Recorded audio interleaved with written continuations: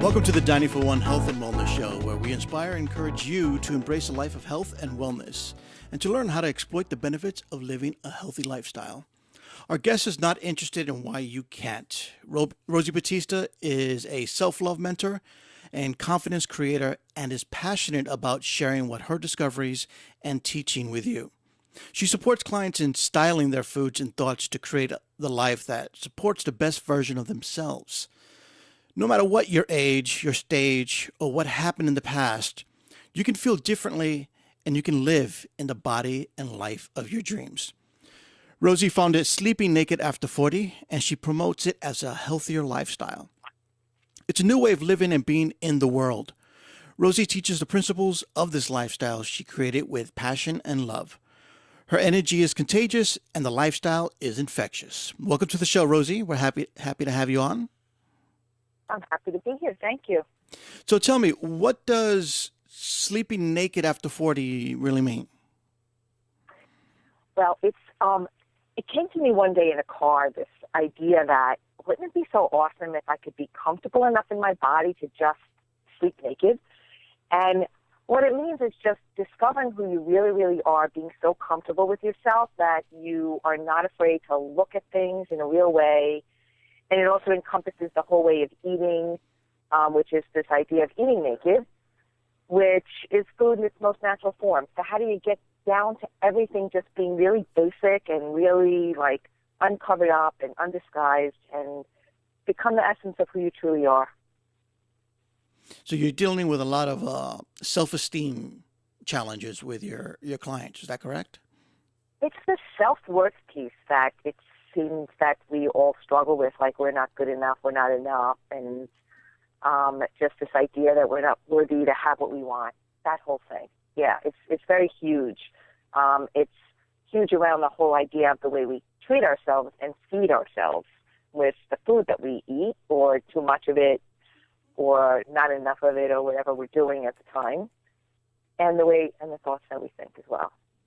So speaking of self-esteem, one of the biggest things that people would have a challenge with is entering a bodybuilding competition. And it's one thing if you're young, whether you have the body for it or not, but you're young and you have the ability to do it. But when you enter a bodybuilding competition at the age of 50, what does that do to you mentally, besides physically? Well, it's funny that you asked the question that way, because it really comes down to the fact that what I realized was I really better believe I could do this, or it's not going to happen. Like, because this, I had so many people, not just people outside of me, but my own little doubt, fear little things in my head saying, are you kidding me? Like, you're 50, in menopause, you've had 3 kids, like, you have 40 pounds to lose. How are you going to ever do this? And what I just decided was that, okay, I'm making a decision. I'm doing it. I'm showing up on that stage. So I better believe with 100% of my being that is possible. And that is truly how it happened, was through my just believing that it would happen.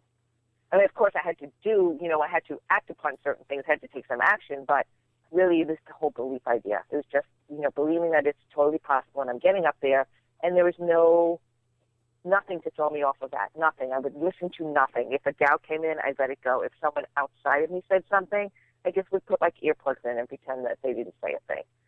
And that's how I did it. So I saw the photos that you sent me of your before and after, and you look amazing in your competitions. So first of all, let me congratulate you for doing that, because that is something that even myself, I look at that and go, no, I'm not going to be able to do that. Not because I have low self-esteem, but because I'm lazy. And I think if you don't have low self-esteem, you're bit by the lazy bug. And that's just as much of a demise as having low self-esteem, if not worse. Yeah. So tell me, what are some of the biggest problems that women over 40 are currently struggling with?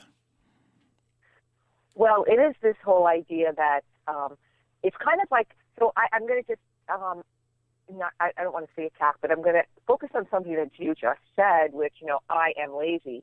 So one of the things I find women, and I'm very able to catch this, I find women always saying, well, I am just that way, or I could never do that, or I'm just too busy, or I'm just so unfocused, or they always have this negative thing that they will attach to this I am, and it's this defining.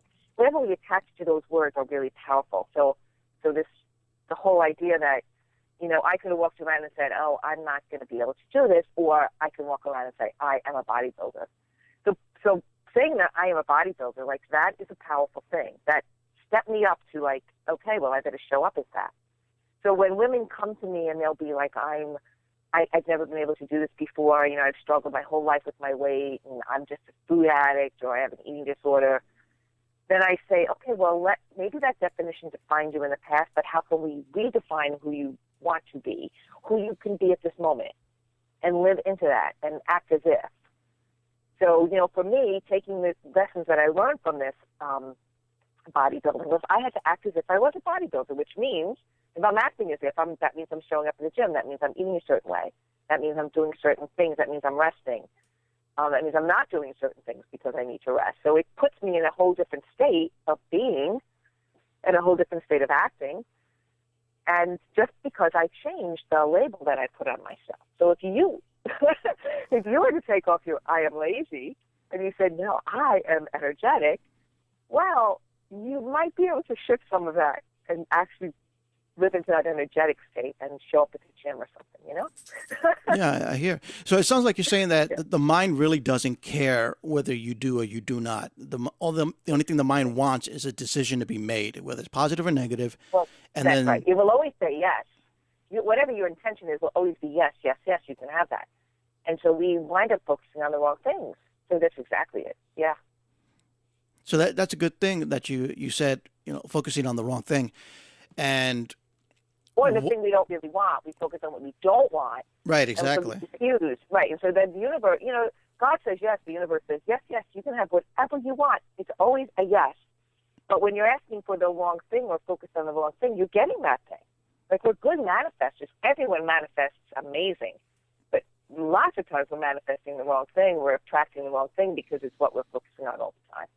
And I do believe that it's part of our environment that we're so used to negativity and going down the road where everybody else is going, which is basically being dormant or complacent, mentally and physically.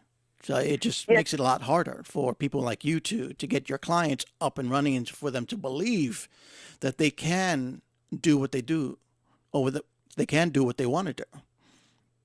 Yeah. And it was interesting. I had a phone call with a client just this morning, and she's like, I just can't get out of this negative mindset. I mean, I don't want to eat the chocolate, and then I'm watching TV, and then there's two brownies that don't showing, brownies, and then I want the chocolate, and I'm like, stop watching TV. She goes, how can I stop watching TV? And so for me, I stopped watching TV probably 5 years ago. So I will literally say never turn my TV on. If I watch TV, it'll be to watch a food. Maybe I'll watch food sometimes. But I don't watch TV. I don't watch the news. And people will say, well, how do you know what's going on? I don't know. Somehow I seem to know what's going on. Like, clearly, we always know what's going on. And the things that we don't know don't matter anyway. Yeah, the important news will get to you.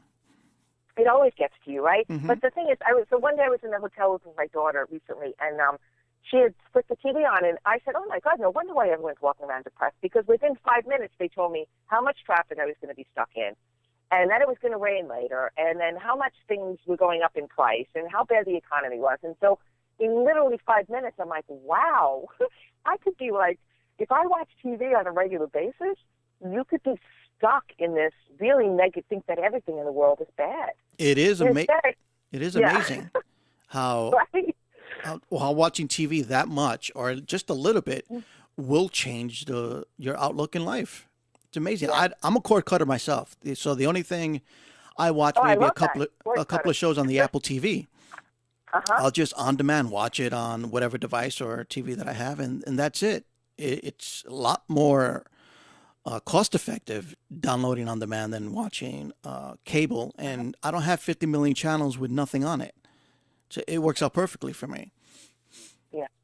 So you don't even realize that it's actually helps your state of being because you can actually stay in it. Like, look at the world as like, oh my God, find all the good things versus someone putting in front of your face just focusing on all the bad things. Because say we had a news channel that just told you all the good in the world, there's lots of it. But if we're not looking at it or we're not looking for evidence of it, we're just focused on, everything seems so bad. That's correct. So, yeah.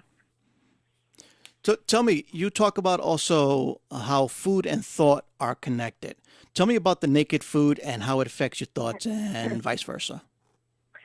Yeah, so it's almost like the chicken and the egg thing. So I don't really always know what will come first with working with a client.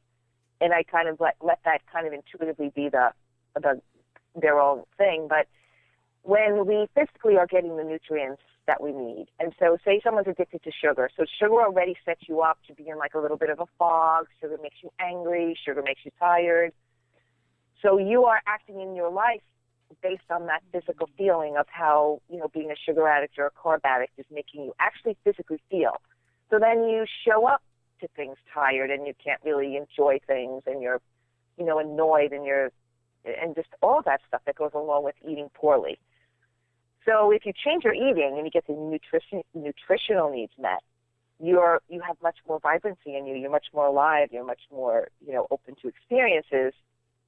And if you change your thoughts about what you're eating, then you're choosing better thoughts. So, for instance, I might say to you, well, you are worth, like, you want this healthy, sexy body, then you're going to look at this fast food hamburger and french fries, and you're going to put that into your, your most beautiful, precious body.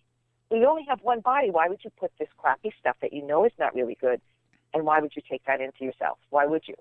And so you get to choose that as well. So with that, without that kind of junk in our bodies, we're thinking clearer thoughts, and so they work together. And you do them together, you really get amazing results. So have you found it a large challenge to find the catalyst to get your clients to find out what that is, to make them make that transition from the current lifestyle to a healthier lifestyle? Well, the challenge for most of my clients will be that they'll say, I've tried everything before and nothing's worked. Or they'll say, oh, it's so hard and I'm so busy. And what I'm really good at is taking away all the excuses and simplifying and making it so easy that they say, almost every single one of my clients will say, wait a minute, that's easy, that's it, that's all I have to do. I mean, that's too easy. It seems too weird that I don't even believe it's going to work because it seems so easy.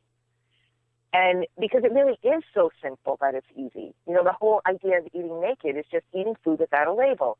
That means food in its most natural form, food that God made, food that's just, grown from the earth as close to source as possible, right? But it doesn't mean boring, because I can take, all these whole foods and make a pie. Like I take raw cashews and I take beets and I take strawberries and I take some dates, which is a fruit, and I whip them up together, and an avocado, and I whip it together, and I have this creamy, delicious frozen strawberry pie. So it's not boring, but that's a naked pie, but I just put all the naked ingredients together, so you could still have your cake and eat it too. How's that? Something like that. So you also talk about cooking as something that's being created and concocting. Can you talk about that a little bit? Yeah, so my cooking, when I do my videos and when I make up my recipes, I kind of just, like that pie, I kind of just put together, like knowing from just experiencing and throwing things together how it would turn out. And so I've gotten really good at that, and it's taken a little bit of time. And my clients, as they start to experiment and not be afraid of putting whole foods together, find that they can whip up certain things and they can make up their own amazing recipes. And it's kind of like, not to be so scared of following something exactly, but to say, I could take all these beautiful flavors and kind of just experiment and try different things.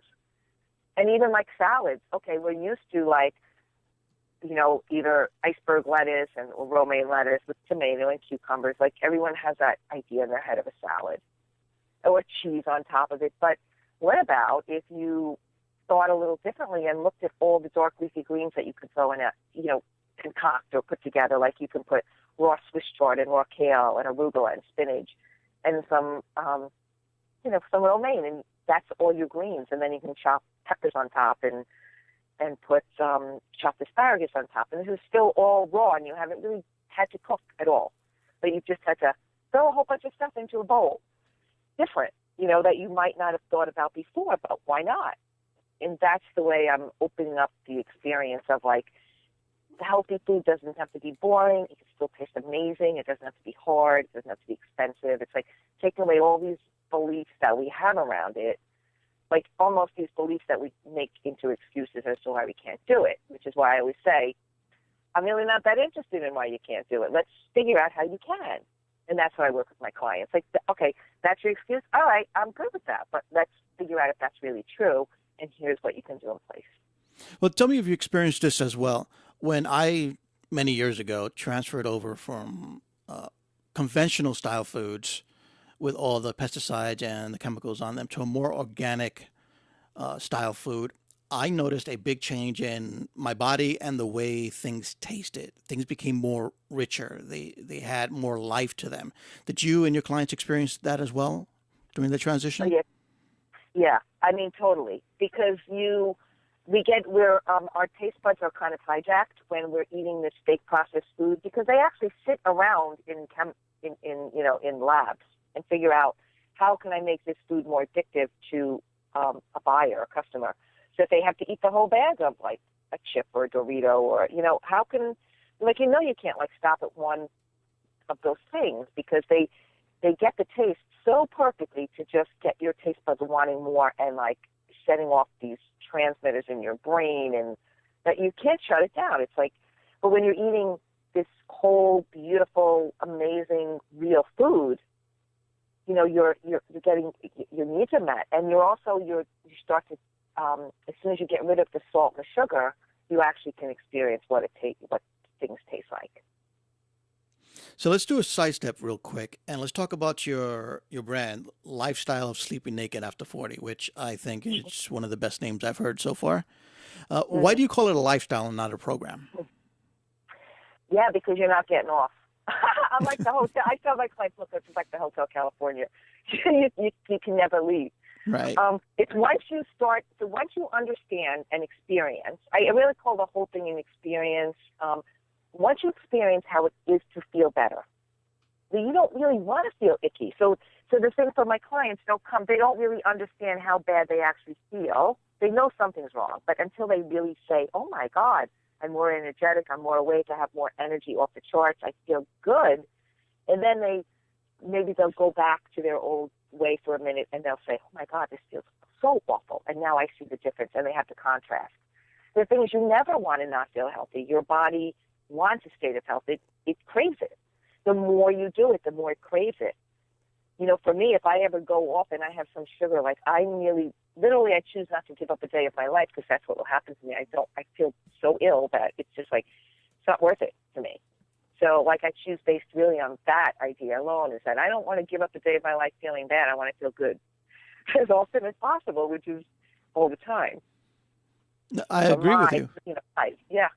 And I know when I've fallen off the wagon many times, and I still do, for me, it has to do with mental boredom. So as I'm doing whatever it is I'm doing, I'm just basically in the zombie mode. So I'll look for anything, which more than likely happens to be sugar. But when I fall into that rut, I feel the changes in my body, and I'm more lethargic.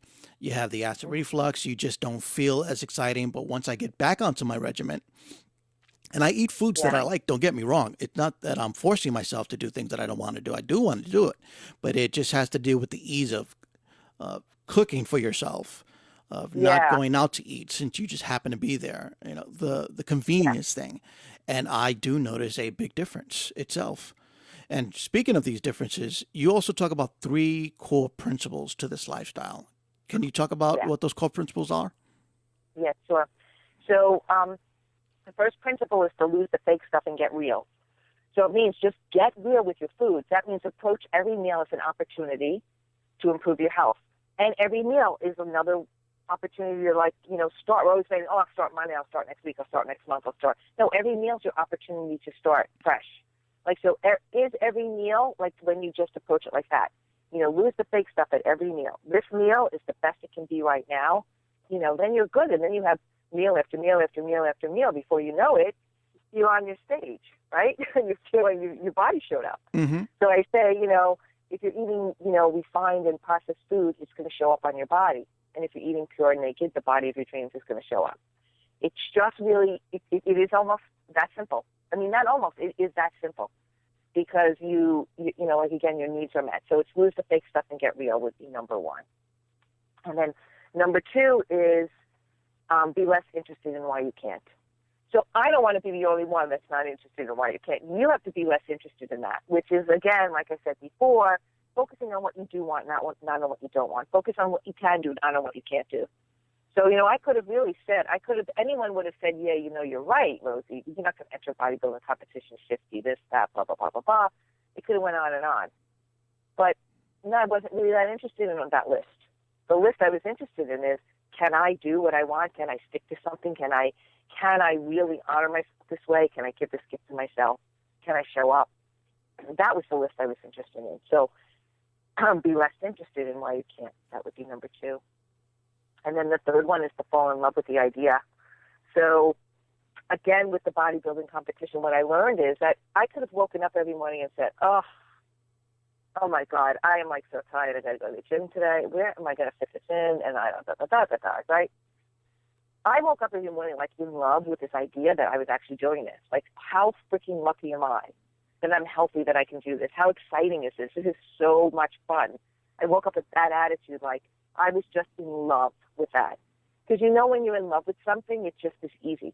You don't even know, time doesn't even matter. Nothing matters when you're doing what you love. So that is true. So even if you want to get healthy and you want to lose weight and you don't have this big, huge goal, but fall in love with the idea that you have this healthy body that is so resilient, and you get the opportunity to watch it transform by what you're taking in, by the choices you make. You can actually have results show up amazing in just a week or a couple days if you change, your way of being and fall in love with, I'm so lucky I get to choose this. I do agree. It doesn't take that long for you to notice changes once you've changed your lifestyle. Right. It's not like, I think it's a little bit faster than working out. Working out, you take a little bit longer for you to notice the changes in your body. But when it comes to food, it's almost immediate. Within a day or two, you'll notice the changes that's taking place. Yeah. So, it's very, very amazing, actually. It does not take that long. And it's amazing that so many people get caught up in, the swing back to letting ourselves be in that place that doesn't feel that good. I know in the beginning when I was doing this, what I did to ensure that I would maintain this healthy lifestyle is I got rid of everything. I went to all my cabinets and my refrigerator and my freezer, and I dumped all the food that I had, every single piece. And then I went shopping again and got nothing but healthier food. That way I would not cheat on the type of food that I was eating. But what... I call it the ditch and switch. Ditch the old stuff and switch it up for something of a just higher quality. Mm-hmm. Yeah. And it's not expensive. That's the whole thing about it. Every time you mention something, say for instance, just an example, Whole Foods, people, first thing they say, oh, that's expensive. But my philosophy is if you eat this type of food, you're not as hungry as you normally are with conventional foods. So you're not buying as much. If you're spending $400, and I'm just using this number randomly, $400 a month, estimate buying conventional foods, you'll probably spend maybe half, maybe less than that, buying organic food to keep you going. Mm-hmm. So I think that's a really good point. And speaking of making those changes, what do you think are some of the struggles that people have with their own food? What has you experienced? Well, it's basically time. It's time and knowledge.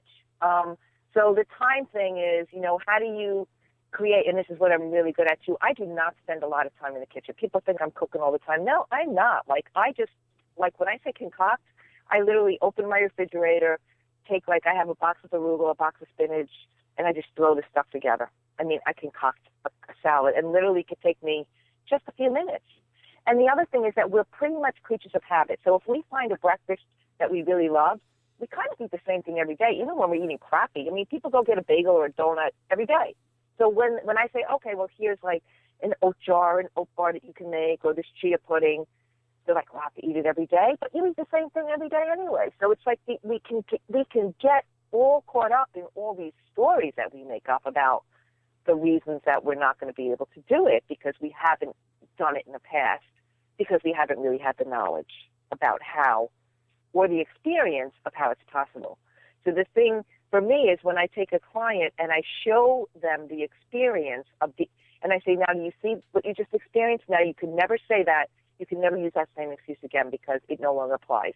The idea that it never worked before, it doesn't apply anymore because you've just had this experience. We can layer that experience over your old, story. And like you just are not allowed to use it anymore.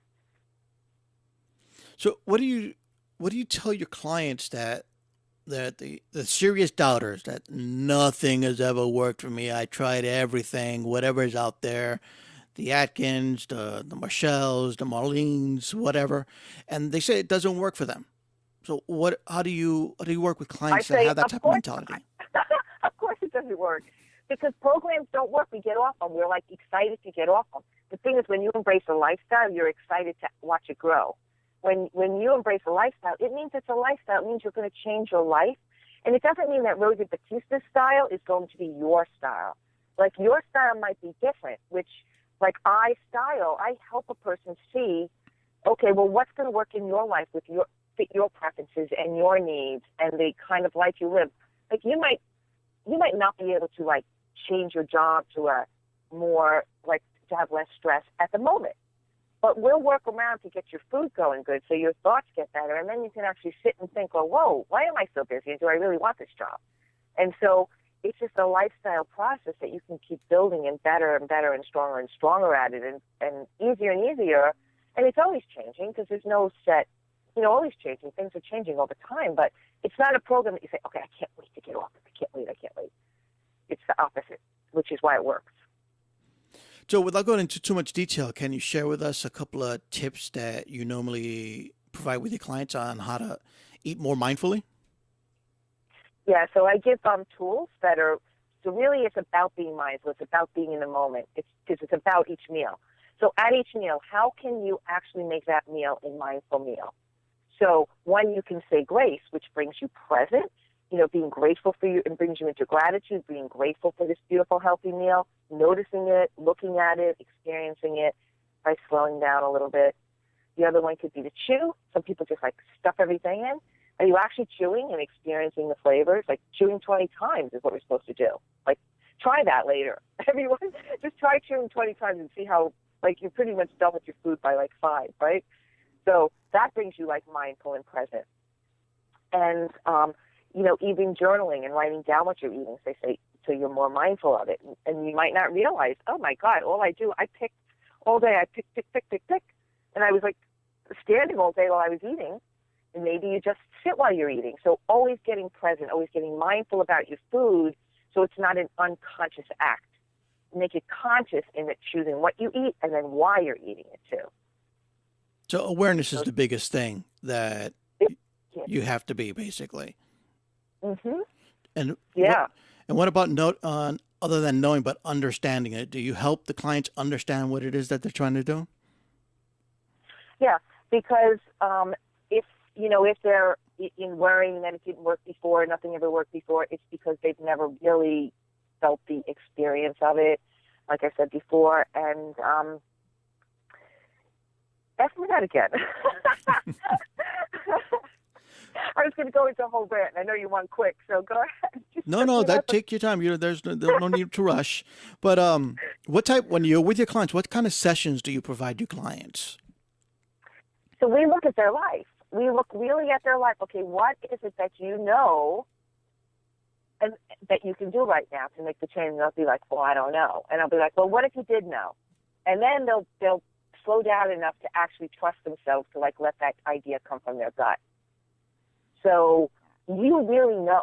Every person knows. Every person has all of what they need inside them. But we don't slow up enough to, like, actually ask ourselves, well, what is it that I need right now? Well, maybe I'm not really hungry. Maybe I need to drink a glass of water. So it's actually to help the client. When I'm with the client, I will help them. Okay, so what do you want to focus on? What's the one thing you could focus on this week? And I'll have people say, oh, well, I'm going to exercise more. I'm like, okay, well, that's like, no, that's not, let's go further. That's, okay, great. Well, what does that even mean?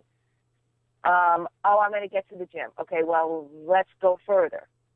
It means I'm going to go on Monday and Wednesday to the gym. Okay, let's go further. It means I'm going to go Monday and Wednesday and sign up for the 5 o'clock class. Okay, great. Let's go further. In your calendar, 5 o'clock on Monday is the class. On Thursday, 5 o'clock is the class. So that you actually have now this actionable, doable, comfortable, implementable step versus, I'm going to exercise this weekend, the week's gone, and you're like, oh my God, I never did the thing. So I do that with everything. So any idea, even if it's a food thing, oh, I'm going to cook, I'm going to try cooking dinner. Okay, well, what are you going to try? Where are you going to find the recipe? What night are you going to do that experiment? So that they actually have a solid plan. So you spoke on, you touched on this a little bit earlier, and it's basically do what you say you're going to do, and don't be vague about it, but be specific and make sure you take action on that, which is very important. I do agree with you. And I think that's one of the best ways to get your clients to actually transition from one lifestyle to another. And speaking of lifestyles, Miss Hollywood movie star, you recently filmed a documentary titled Strength Beyond Muscle. So can you share with us a little bit of what it is and what's it about? Yeah, so I'm very, very excited about this work in progress. So I filmed for, this was my second bodybuilding competition that I did for my 53rd birthday. And I had a film crew, follow me around and film certain aspects of it, film the competition, film leading up to it and what I was going through and, the changes in my body and the different struggles that came to me through the whole thing.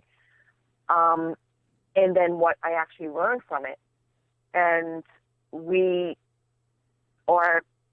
movie's going to be about 50 minutes long. And it really is an inspirational movie to show that whatever you believe in is really possible. And that, things aren't without, like, what we can say, oh, it's a struggle, but it's where do we switch that belief and where do we change that idea that it's a struggle to an experience and keep moving forward and step by step and what do we want and how do we show up and all that and what's possible, that anything that you want, no matter what age, is possible for you if you believe it is. And that's really the ultimate idea, is that whatever you think you can do, you are going to be right about that. So based on that, if you can you share some of the results that your clients have had while living their new lifestyle?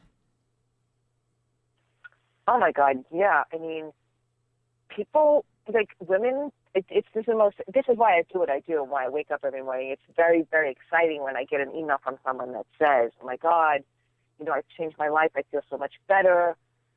I've recently had one woman who she was going to go on, they wanted to put her on some antidepressant drugs, and she started to work with me, and she started to just see things in a whole different way. And now she's starting her own business, and she just didn't see that opportunity was, that was a possibility or it was possible. She knew she wanted it, but she was afraid to say it. She didn't think that, she didn't know how it would be. And I get that all the time, that people are, like, once they start, they clean up their eating and they clean up their life and they really go down deep and say, they keep chipping away at who am I really and what am I here for and what do I want to do? And it's just like being that open about yourself and that trust, that knowing that you are here and your best version is like, you can shine the world with your brilliance when you really know who you are. I know that there are some groups, some people that do what you do, and they have either a pledge or an oath that they have their clients go through. Do you have something like that? And if you do, can you take our audience through it? I do have an oath, powered by it. So if you place your right hand over your heart and raise your left hand, and if you can stand, that's great. Plant your feet to the ground and repeat after me. I promise to put myself first, because putting myself first allows me to give my best to the world.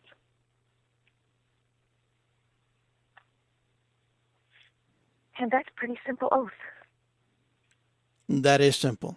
And it's very powerful in a way, especially the first verse that you have there. You put yourself first. That's a challenge for a lot of people. I've experienced that before. Well, we're never taught that, right? We're taught, you're selfish or this or that. But it's not being selfish to put yourself first. It's allowing you to be the best that you can be. And the best that you can be is a gift to everyone. Exactly. I agree. And what can a person expect by coming to your site? Do you have a blog, or how can they have a conversation with you? Oh, my God, my site is awesome. I'm very excited about my site. My site is a place where you come, and I built my site with the idea that you would come there and be wowed, and you would be sucked in, and you'd want to stay there. So there's lots and lots of free information. There's like 200 how-to cooking videos that you can get for free and just watch me in the kitchen so you can learn how to concoct. There's excerpts from my book. There's a little quiz that you can take to see how strong your self-love muscle is. And there's, my blogs and, really pretty recipes. I focus a lot on recipes that for you, because people love sweets and they love beautiful things, but how do you treat yourself well with those? So I give you the opportunity to have your cake and eat it too, with, making cakes and pies and brownies and muffins that have no sugar and no flour in them, and really, really amazing things. And so I share all with you, and you can contact me there. You can comment there. You can look at, you can, get my books there, and get a free report there, which is 11 thoughtful ways to create the body of your dreams. And yeah, all good stuff. A lot of fun. Can you say the website name again, please? It's RosieBattista.com. Oh, and you can watch my TV series too. It's Rosie TV, little clips, 2-minute videos where I just share some little stuff with you. Are they on Are they on that website as well? They are, in the little tab, Rosie TV. So you're invited there, and you can experience lots of different things in different ways. If you like to read, great. If you like to cook, great. If you like to watch video, great. So however you want the experience. If you like to shop, even greater, because, I have clothes and I have things for the kitchen and I have my products and, programs and how you can work with me. All of that is right there. So it sounds like I highly recommend that everybody go visit RosieBattista.com as well. I've seen a couple of things on the site, and she's not kidding when she says she has a lot of cooking videos there. So if you want to learn how to cook up some really good stuff, I would recommend that you go through. And they're really simple, but yet the food there, it's great. And Rosie, before I let you go, I'm going to put you on the spot, and I'd like you to share with us one thing that you can provide our listeners right now that they can do to make a big change in how they feel. So I would start with breakfast and make the change there, because that starts your day and really empowers you. So you can make a quick thing overnight while you're cleaning up your dishes and put it in the refrigerator so it's ready for you the next day.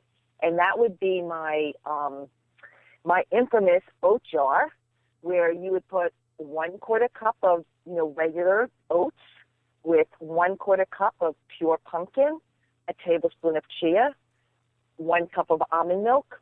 Just kind of mix it all up. 1/4 cup of blueberries. Mix it all up, put it in the refrigerator, leave it overnight. The chia grows into like this pudding, and in the morning you have this amazing, delicious, creamy, all ready to go. No excuses. It's already made. It's really healthy. Start your day in a very empowering way and a nutritious way, giving you lots of good nutrients too. Well, I think I just found a new breakfast item. I'm going to have to try that tomorrow. Well, tonight. Yeah. Get that prepared for tonight. Yeah, I'll let you know how that goes. Well, Rosie, Thank you very much for being part of us. We thank you for being here. And once again, if you want to learn more about Rosie, you can find her at RosieBattista.com. Do you have a Twitter account? I do, and that's also Rosie Battista. And you can like me on Facebook, Rosie Battista, or Sleeping Naked After 40. I have like a fan page, and I share lots of stuff in Facebook too, recipes, things like that. I have Instagram. You can find me everywhere. Rosie Battista or Sleeping Naked After 40. I'm there. I'm everywhere.